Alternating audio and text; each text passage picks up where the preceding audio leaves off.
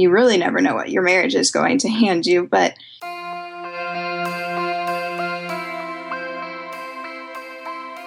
did you just put the ring on, or are you in the first few years of your marriage?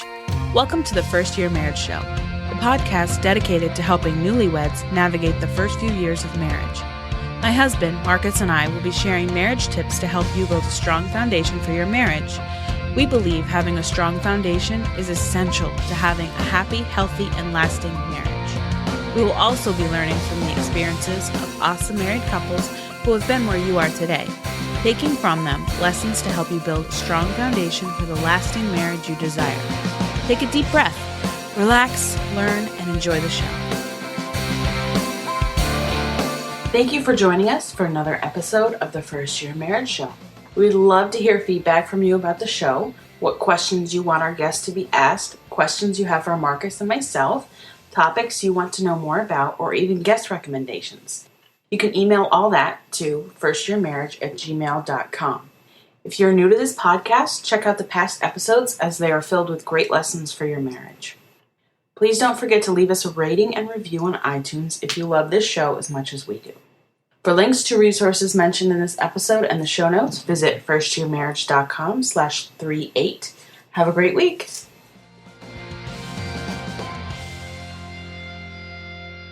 Hello, listeners, and welcome to this week's episode of the First Year Marriage Show podcast. I am your host, Marcus Kusi, and our guests for this week are Heath and Alyssa Padgett. Heath and Alyssa have been married for 1 year and 1 month. And listeners, if you've been a regular listener to this podcast, you realize that in, I think it's either episode 33, our guest was Paul Langoni, and Alyssa was the one who recommended we interview Paul to share his first year marriage story, and that was a really great interview that I enjoyed, and I know some of our listeners, or if you've listened to it, you probably also enjoyed it. Alyssa and Keith spent their first year of marriage in an RV, and what they did was something that was really, really unique. They decided to visit all these 50 states in the US, and during that first year, they weren't able to finish all the 50 states, but they were able to finish 48 states, and whilst they were visiting all of these states, Heath decided to pick up a different job in each state, meaning wherever state he went, he picked out a job that he hadn't done before previously in a different state. And that helped them to be able to bond together, live together as a married couple, and adjust to married life, being close with each other every single day. So Heath and Alyssa, thank you guys for coming on the podcast today and coming to share your story with us. Thanks, Marcus. You're welcome. What made you guys decide to, before I get into that question, how did you guys meet? Well, we met in college. We both attended a small private Christian university in Austin, Texas called Concordia University. And I hosted a radio show with a couple of guy friends of mine. And Heath was the roommate of one of those guys. And so we just kind of ran in similar circles. And we actually really didn't get along. And we didn't really like each other. And then one day, I don't really know what happened, but we fell in love, and the rest was history. Yeah, she made me cookies. She forgot to say that radio show she hosted the first year that we met, there was a guy who would call in every week. His name was Leroy Brown. He was acting like an old man, and he would prank call him, and nobody knew who it was. And almost maybe once or twice a week, Leroy would call in and talk about, just life in his old age. And obviously it was like a prank caller, but it was funny. And she didn't know it, but like 4 or 5 months in, she found out that was me. So I think that. So he was pining for me. Yeah. That's really, really nice to hear. I'm really enjoying how you guys met, because I don't think a lot of girls I don't know whether will be happy to fall in love with someone they've been calling to be a prank caller on a radio show. Never know. Yeah. So Heath, what made you guys decide to spend your first year of marriage traveling to all the states in the US? I know you guys recently went to Alaska, which was your 50th state. So what made you guys decide to go on that endeavor? Well, it started a couple years ago. We were it's all started with a small seed of an idea. So, in the introduction, you said about this big project of us going to all 50 states and working a job in each one. It didn't start out like that. It really started with us back in my hometown along the Gulf Coast in Texas. We're sitting there and it was like over 100 degrees and we're both kind of looking at each other getting eaten by mosquitoes. And I just told Alyssa, this will be the last summer we spend in Texas. We weren't engaged yet, but we both just kind of looked at each other and were like, I agree, we're done with Texas heat in the summertime. And so we put a reminder on our calendar from 1 year from that date that we were going to move out to California or just anywhere outside of Texas. And almost, I'd say 8 or 9 months later, we were engaged and we were planning a wedding. And it got brought up again, like, hey, we both have stable jobs now. Alyssa had left hers in New Orleans to come back to Austin, plan a wedding. But I had a good, post-college job doing software sales. And it wasn't something I was crazy about. But the whole thing was there was still this idea of travel circulating around in the back of our minds. And so one day I texted Alyssa and said, hey, what if instead of going on kind of a traditional honeymoon, we picked 5 places where we thought we may want to potentially live, and we just go and visited them on our honeymoon, and we just moved there. And it was like Portland, Oregon, Southern California, Boulder, Nashville, and anywhere in North Carolina. We heard it was all beautiful. And then one day Alyssa upped that request and said, hey, if we're going to go to all these places, why don't we just go visit all 50 states? And then from there, it was just a matter of planning. We realized we were going to be on the road for 7 months and ended up being exactly 200 days. And we knew that was a lot of time to just travel. And we wanted to have a unique mission that we could work together towards. And when meeting up with a friend one day, I came up with the idea to work a job in every state. And then we went out and did it. And so that was kind of the progression. It's not super sexy or anything like that. It's just kind of how it went down. Yeah. So how would you guys feel about sharing some of the struggles that you had when you decided to travel throughout all the 50s? Because I know with the honeymoon, a lot of couples are thinking, let's go to Hawaii, let's go to the Caribbean, let's go on a cruise ship, like let's do something really fun, exciting. But you guys decided, okay, we're going to travel all the states. And whilst you're doing that, Heath, you're also going to be working a different job, minimum wage job every day, moving around from state to state. There's obviously a lot of struggles that came with that. The biggest struggle started with Heath quitting his job. Actually, maybe that wasn't the hardest part, but the hardest part was telling our parents that Heath had quit his job and telling them that we were going to do this crazy thing. Because, like you said, people go to Hawaii, people go to the beach or wherever for a week for their honeymoon. They don't take, the better part of a year to go to all 50 states. But for us, we were thinking that we wanted to start our marriage in a way that forced us to be together and work together and learn how to just work through the hardest parts of life together. And so that meant buying an old RV, which we knew nothing about RVing, and learning how to work together and be together 24/7. Because that's probably the biggest struggle that we faced on the road, was that we were always together. Most people get married and they go to work during the week, and so they have these 40 to 60 hours where they're not around their spouse. But for us, we were always together and always in our nice 29-foot motorhome, nice and close.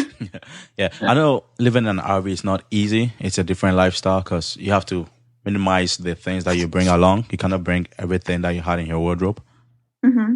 So, Yeah. If you guys were to pick 1 or 2 words to describe that first year whilst you're on the road, everything that you went through, what would it be for you? 1 or 2 words? Let's stick to one. I know what I would say. Is it okay to have 2 different answers? Yeah, that's, what do you that's say? fine, yeah. I would say adventure.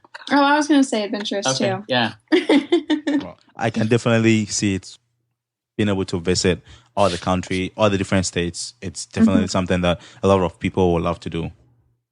Yeah, and it's something that we both, before we got engaged, whenever we were dating, we had talked about our bucket list, and we talked about all these things that we dreamt of accomplishing or doing at some point in our lives. And we realized that there was a lot of overlap in our list, and one of those things that overlapped was to visit all 50 states, and how much sweeter it was to visit all 50 states together and to do that almost all in our first year of marriage. In our first 13 months of marriage, we made it happen. Yeah. And we thought it was something that was going to take maybe 20, 30 years to go and do. Yeah. And we went to Alaska along with Heath's parents and his grandparents. We kind of did a big family road trip up there.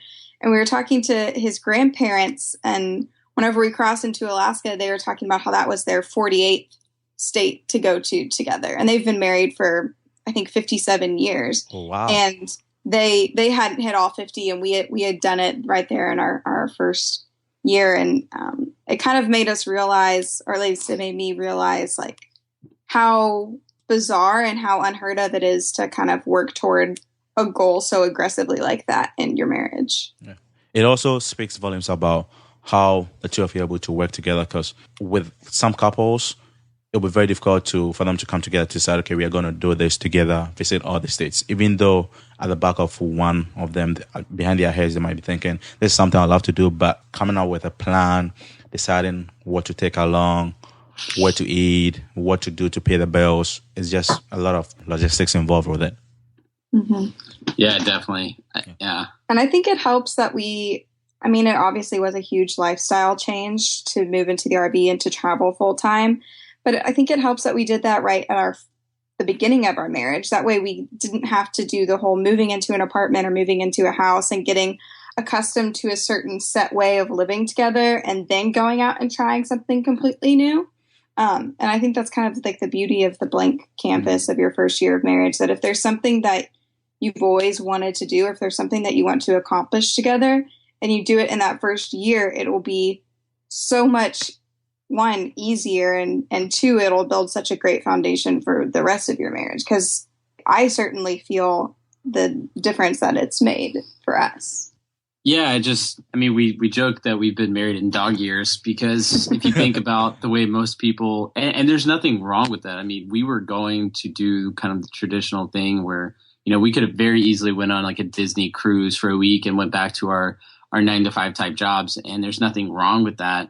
We just, we decided to go this different route. And in hindsight, it's made the world of difference, as Alyssa was saying, because we get to wake up each day, be together, work together in the RV. We produced a whole documentary together. Alyssa filmed the entire thing.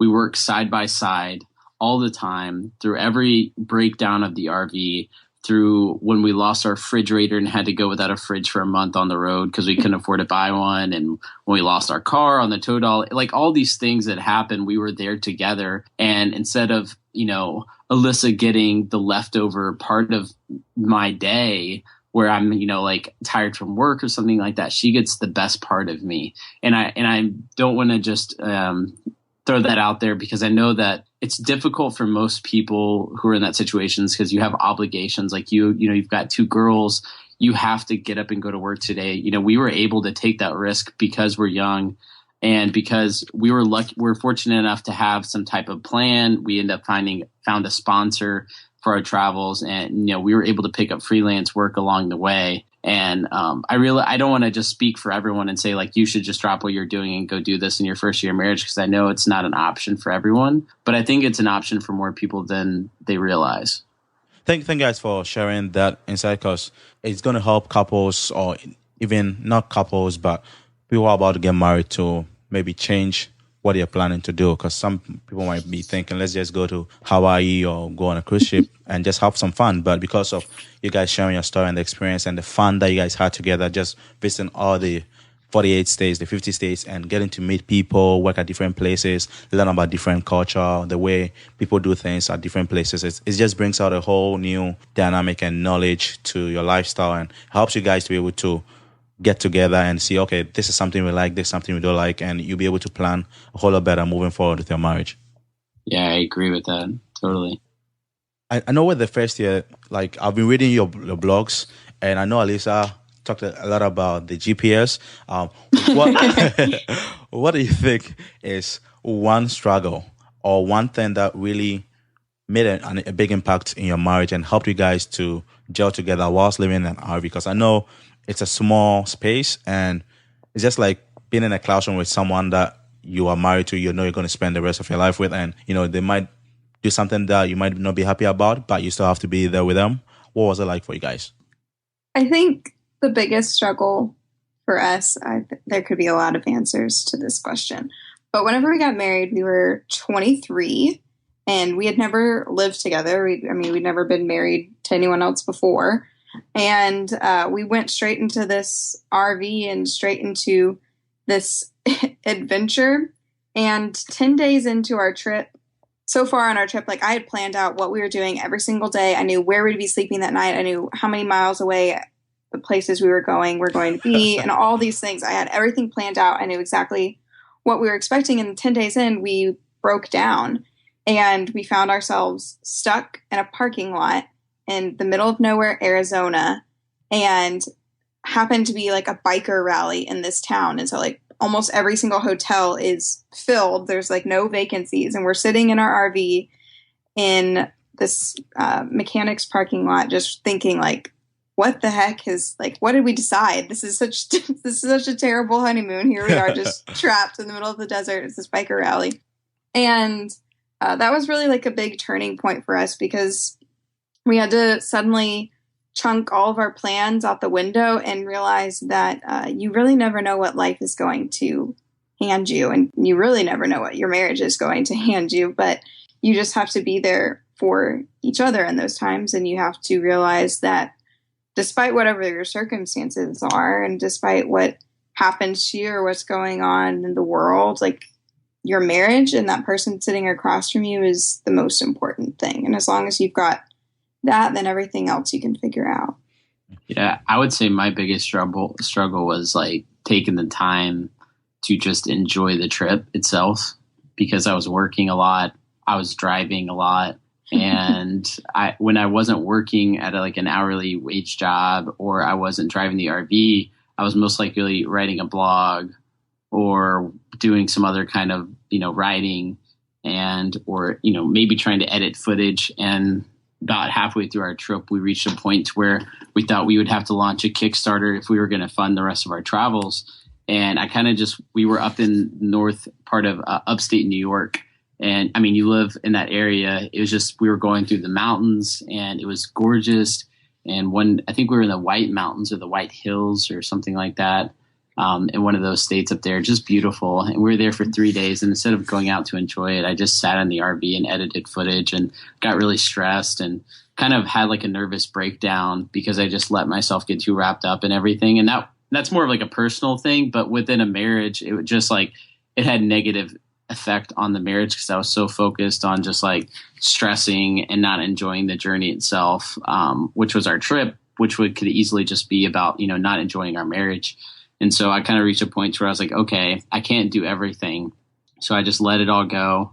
I dropped trying to edit footage while on the road, which was kind of a big decision because we are making a documentary. It'd be great to be able to, send people footage along the way. But the thing was, it was a new skill. I hadn't had enough time to develop it yet. And it was just taking too much of my time and taking away from our trip. And so just letting that thing go and doing my best to like refocus my attention on our travels and our relationship was a big struggle for me that I had to overcome.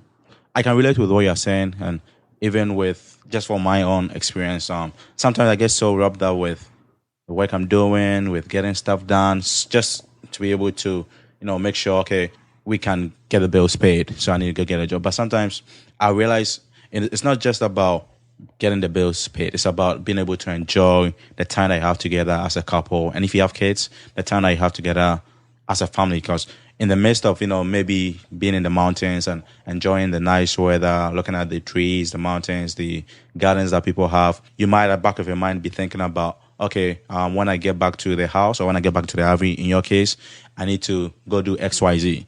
Mm-hmm. But that isn't something that you should be doing whilst you are with your spouse or with your family, having a great time. And it's something that I struggle with time and time and again, and I do my best to make sure that, okay, when we are going somewhere, I'm present over there. I want to be there with them because I want to enjoy and have fun with them and be able to have a really great experience that I can remember. Because if after going to a place like the upstate New York where guys were in the mountains and you had a lot of fun, you were happy you went there, but 2 years down the road or even 2 months down the road, you cannot remember what that experience felt like, it's just not worth going there in the first place.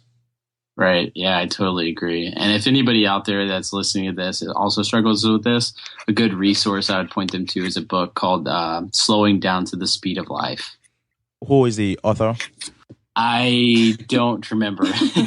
Sorry. I can send it over to you when we get off the call, but it's a really good book on just like for anybody who struggles, with not being present in the moment. So it's definitely a good book that I'm going to pick up because it's something that I struggle with time and time again, and I want to get a whole lot better at it because I know you have to be present during that moment so you can have a really great experience. Yeah, I think that's going to be a big issue with a lot of people. I know, like, just in our marriage that, we struggle with that because you're sitting here trying to have a conversation and then you've got your phone and an instant message pops up or a Facebook notification or a Twitter notification. It's just so easy to get distracted that I think you have to be really intentional. I mean, Alyssa's looking at her phone right now. I'm going to call her out. It's so easy to get distracted. Yeah. I know you guys have shared some of the struggles you've had. With marriage comes, especially for newlyweds, and if you've not lived together before you got married, comes a lot of adjustments. What are some of the adjustments that you guys had to make on the road in RV? This time, I don't want it to be in one of the states that you guys have talked about. Let it be in a different state. I think one really huge adjustment that we've had to make is the idea of just like sleeping, going to sleep and waking up and figuring out, like, do we do that at the same time? Is it okay if I go to bed before him? Is it okay if he wakes up before me? And this is pretty much most evident in the fact that we drink two different types of coffee.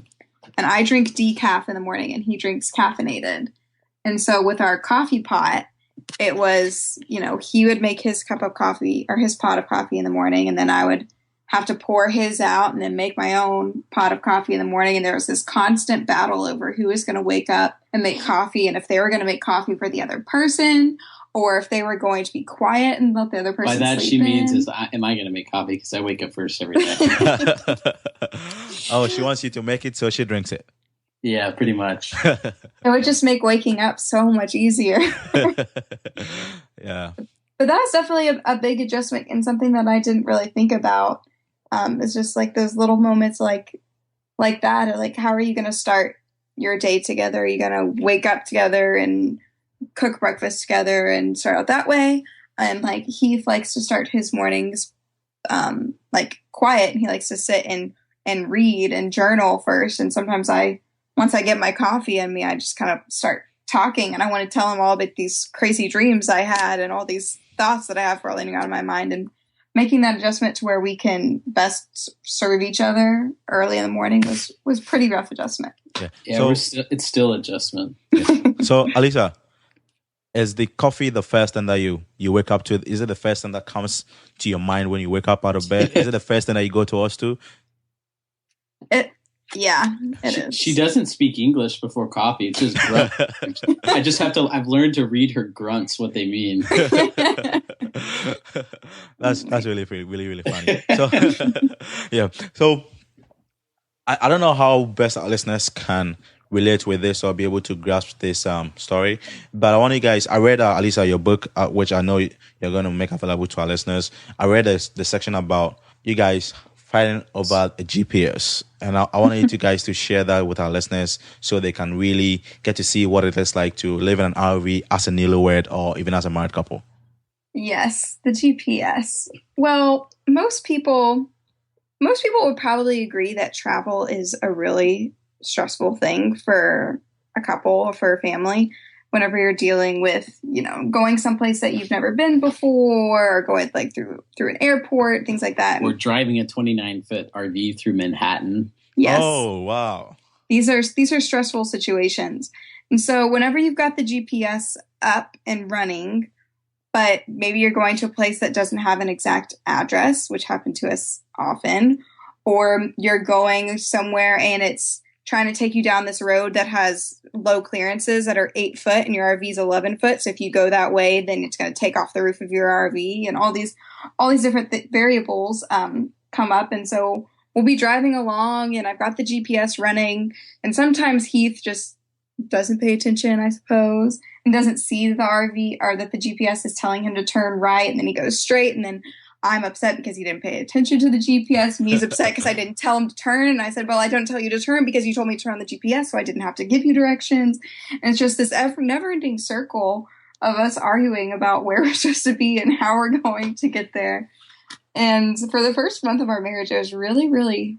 It's rough. Really rough. I mean, then we learned to run like 3 GPSs at a time. I mean, just different maps. This is not probably, like you said, I don't know how many people can relate to this, but when you think about our whole life was driving this first year of marriage. And so this was like the biggest issue. And I think we did premarital counseling, which I would recommend to anybody who's getting married, just definitely. Through a mentor we had at our university. She was a professor and just really, she taught our interpersonal relationship class. And so but something she told us before we got married was she said that something like 75% of marriage conflicts aren't resolved.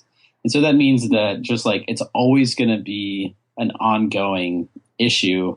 And our GPS conflicts have gotten a lot better because we both kind of learned like to communicate with each other and just, like I would get upset if she didn't tell me, hey, we turned on a road and in 2 miles or 1 mile, I need to change. I felt like she would wait too late and she didn't empathize with I had to, drive this huge rig. And so it's gotten better with time though. Yeah, I really like that section when I was reading the book. It was really, and looking at the pictures and looking at the facial expressions that you guys had. Listeners, I really encourage you to get a copy of the book. Alyssa is going to share the link so that you can get a copy for yourself, but it's definitely something that if you look through, you're definitely going to have a lot of fun with. So what other funny memories or exciting moments do you guys really cherish from that 200 days that you were on the road? One of my favorite memories is, so Alyssa, we would go and show up in these different jobs. I'd work in LA. I worked for the Los Angeles Angels minor league team on their cleaning crew, just picking up sunflower seeds and peanut shells. And I worked at Domino's in Seattle, Portland. I worked at the art museum and all these different random jobs. In Maui, I was a paddleboarding guide. But all these jobs, Alyssa would film, and we would do interviews with the hourly workers who I worked with that day and learned about their passions and their life stories and how they felt about their work and, who they are as a person. And it was always cool, that we got to do that together. But she never got to do the job with me. But when we got to the East Coast in Maryland, she got to work with me. And it was at Six Flags during Fright Fest, which is where they turned the park into a giant like haunted house. And they dressed us up as zombies. And we got to run around the park scaring little kids. And it was awesome. That's really amazing because I think I saw a picture of you on your website. And I was like, what are you trying to do? What is this? I was like, what does this picture mean? And then I looked further and I realized, you were actually at the Six Flags and you're having fun with the kids. Mm-hmm. Yeah, that was awesome. That was a good memory. Yeah. What about you, Alyssa? The first memory that comes to mind anytime I reflect on all of our adventures, whenever you leave Austin, before you actually hit anything that isn't desert, you basically have to get all the way to the Pacific coast. So our whole first month on the road was sandy, dirty, dry air, 100-degree days. And we were just like so ready to get to the ocean, to get some cooler weather and to just kind of relax. Because it's just no fun whenever you're driving through the desert for a month. We're just not desert people. And so we got to Manhattan Beach, California, and Heath and I are on the beach. And we're actually, if you look at the video, we're wearing like sweatpants and sweatshirts because it was so cold, even though it was like July. And we made up this game as we were standing there by the water because the water was too cold to get into. So we made up this game where whenever a wave would come in, we would see who could get the closest to the water without actually getting wet. And so we were just like sprinting back and forth at these waves and racing each other. And it was just this perfect moment. The sun is setting in the background and we were just laughing and trying to splash each other. And it was like this movie fairy tale moment where I feel like if anyone would have been watching us, they would have been like, those two, they're pretty in love. Yeah, the perfect couple. Perfect couple. Yeah, I don't think our moments could have been any more like opposite. Literally on opposite sides of the coast. And, I knew she was going to say that one. That one, I would say that was my actual favorite one too. So you can't copy me. Yeah, I like the fact that you guys, in the midst of going through those adjustment periods, the struggle, trying to find jobs, trying to make sure things are going right with your RV and everything is going well, you still found time to be able to go and enjoy yourselves together and, have those memories on the road because these are memories that you're going to most likely share with your kids when they get older. Yeah. Was there any resource that really helped you guys during that first year that you're married? I know you mentioned about the pre-marriage counseling that you guys had. Was there any other resource that really had a big impact in your marriage? I know for me, the best advice I got, we've been reading through a book this year together called Meaning of Marriage, which I've actually been slacking. I'm behind on and need to read the next chapter. So we've been reading through that and talking with it through each other. It hasn't been as beneficial as the premarital counselor was for us. And the biggest thing that helped me was a bit of advice she gave me where she said, like, a fight that we were constantly having was innately as a person, I'm a pretty happy guy. Like I wake up happy, that's my mood. That's my default mood. And I love Alyssa very much.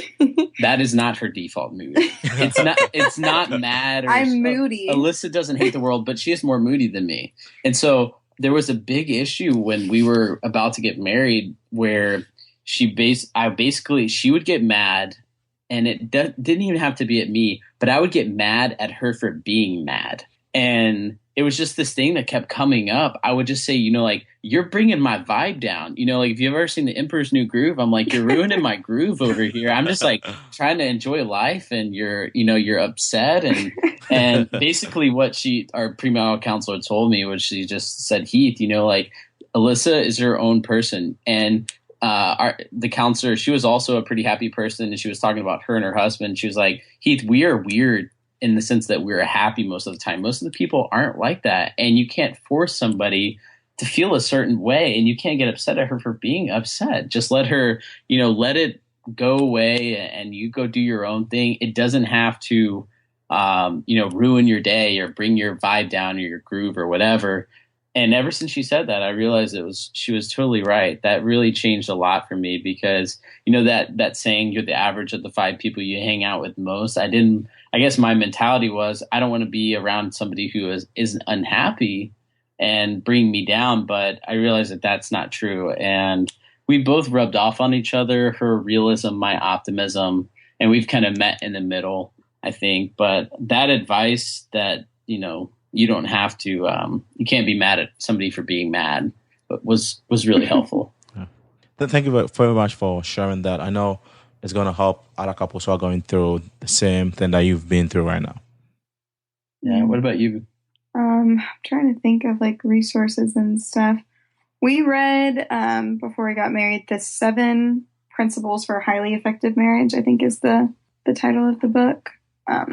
Yeah. And that was super beneficial, and that kind of had a lot of quizzes and questionnaires and things in there that really opened our eyes. And in there, I think my favorite section was the housekeeping section, where you talk about all your expectations about what you think your roles will be in marriage.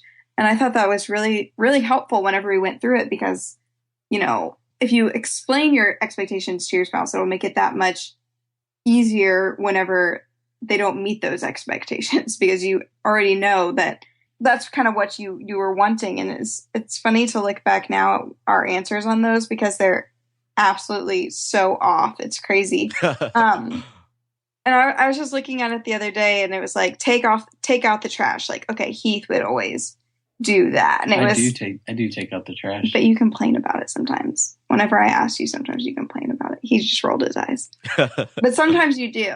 But that was just an example. But there were a lot of things where it was really good that we talked about those things, but it was good for us to recognize that just because we write down or we decide okay, Heath is always going to take out the trash, it doesn't mean that, I can't do those things. I can't serve him in the same way. Yeah, I would absolutely recommend that book to anybody, no matter if they've been married for 1 year or 20 years. Yeah. I personally haven't even heard about this book, so I'll definitely check it out. Yeah, it was extremely helpful. Yeah. Is it by the guy who wrote 7 Habits of Highly Effective People? No, I think it's by, let me grab it off the shelf. It is by... If we haven't marked in it, we can send it to you. But I think it's by John Gottman. Who wrote the 5 love languages? If you've ever... No. Not the same Gary guy? Chapman. Okay. So that's another good one. But the 7 Principles for Making Marriage Work, that's the actual title. But it's by John Gottman, and he's known for being a psychology professor. and he works specifically with interpersonal relationships, and he talks a lot about marriage. He's written a handful of relationship books, but this one we really, really liked. Okay. I'll definitely check it out. I'll talk with Ashley and see what she thinks about it, because usually we try to read one book every year together, so we'll put on our list of books to read down the road. Yeah, that was a good one. Okay.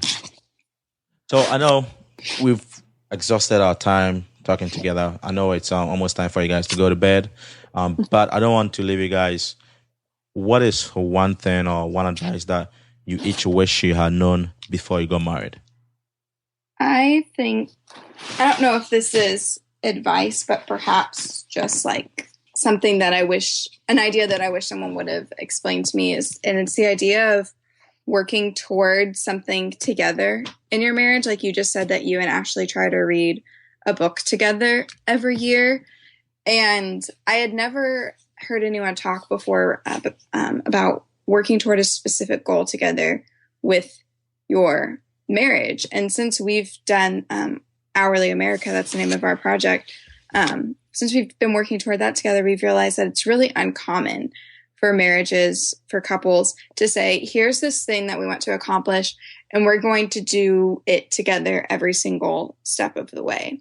And it doesn't, our project was obviously really huge, and it doesn't have to be anything huge. It can be something small, like reading a book together or, doing a certain activity together.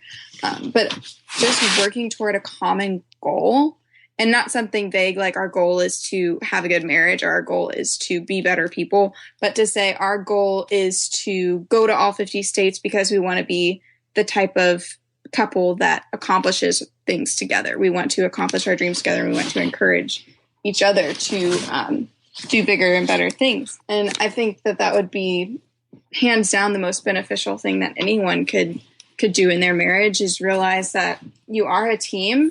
And when a team has a common goal and they have something that they're working toward, they can make a huge impact in the world. Yeah. And I think to piggyback off of that, whenever you do pick something and you work, because a lot of people, I don't know how it is for most couples because we're still learning this ourselves. We have a lot of individual goals, but then we have a lot of common goals. But then we have like one big thing like Hourly America that we're working on together. And because we went on this trip and we've been, pursuing this goal together, naturally there's been a ton of mental and physical barriers that we've had to go through together. And it's just like a sports team, like whenever you have a season and, a player gets hurt, the other players kind of bond together and they get more, grow closer through that hard time. And I think the more that you can put yourself in a situation of, discomfort together as a couple, the better. Like moving into an RV, that's a small space, uncomfortable. You grow closer, breaking down somewhere where it's unfamiliar. We're creatures of comfort. And so that is uncomfortable for a lot of people to think about intentionally pursuing a way of life that might make you live outside your comfort zone. But it's also, in my opinion, what makes a great marriage, because, you get closer in the process of that. Thank you very much, Heath and Alyssa. Thank you for sharing your story and giving us a lot of things to ponder over to apply in our own marriages. Because I know with Newlyweds or with that first year, everybody's going to have a different experience. But there'll be some themes that we can pick or we can connect with almost every marriage that you'll encounter in life. And I'm glad that you guys came on to share your story with our listeners and with anybody who's listening to us today. And I'm really thankful for that. If our listeners want to get in touch with you guys or they want to know more about what you guys are doing, like with the Hourly America, how best can they reach you guys? We both have our own website. Mine is alyssapadgett.com and Heath has heathpadgett.com. We also have Hourly America on Facebook and on Twitter, and then our names on Twitter as well. And I do have an ebook that I wrote about our first year of marriage that I'll put up on my website for all of your listeners at alyssapadgett.com/first year. So y'all can all download that there. Thank you very much, Alyssa and Heath, again for sharing your story. I really enjoyed talking with you guys, and I've gotten 2 resources that I'll have to look up tomorrow and look into to see how best I can get those books to read and help also improve my marriage and my life. So I really appreciate you guys coming to share your story. Thanks, Marcus. Yeah, you're welcome. Thank you for listening to another episode of the First Year Marriage Show. To submit a question, feedback, or suggestions for the podcast, visit firstyearmarriage.com/feedback. Apply what you've learned today and build a strong foundation for the happy, healthy, and lasting marriage you desire. Enjoy your marriage. Enjoy your life.